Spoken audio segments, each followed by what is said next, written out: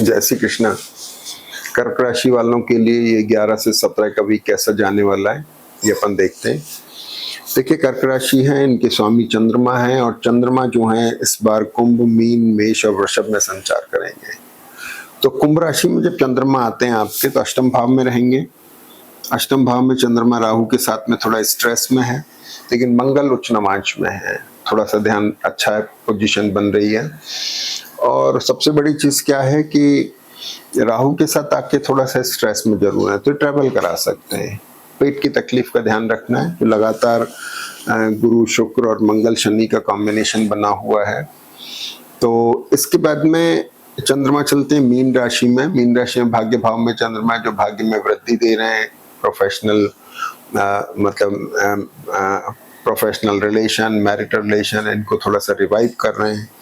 मंगल के साथ आके थोड़े स्ट्रेस में तो हैं, और चूंकि 11 तारीख के आसपास का टाइम में तो 9-10 पे शनि बहुत स्ट्रेसफुल है, तो 11 को भी स्ट्रेसफुल रहेंगे। तो चंद्रमा मीन राशि का निश्चित तौर पे स्ट्रेसफुल होगा, लेकिन फॉर द बेटर थिंग्स, अच्छी चीजों के लिए स्ट्रेस होगा।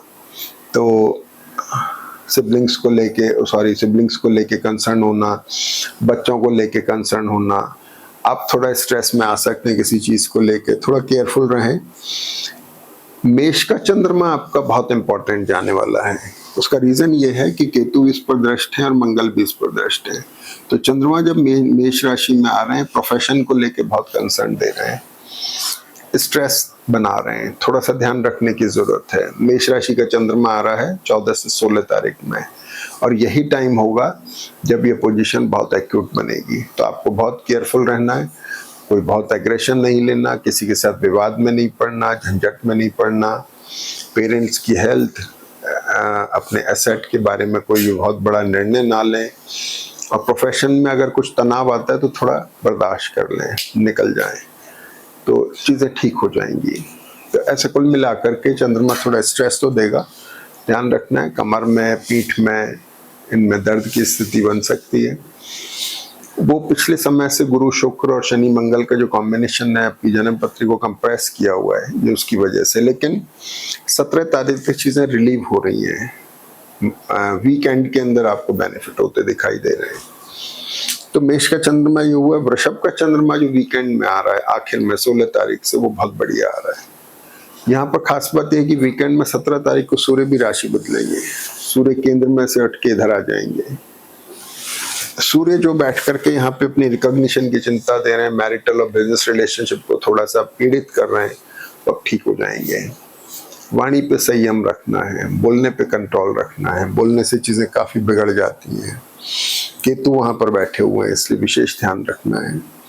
वृषभ के चंद्रमा से चीजें बहुत ठीक होने लगेंगी, आपकी चीजें बहुत ठीक हो जाएंगी, आपकी स्थिति मजबूत होगी।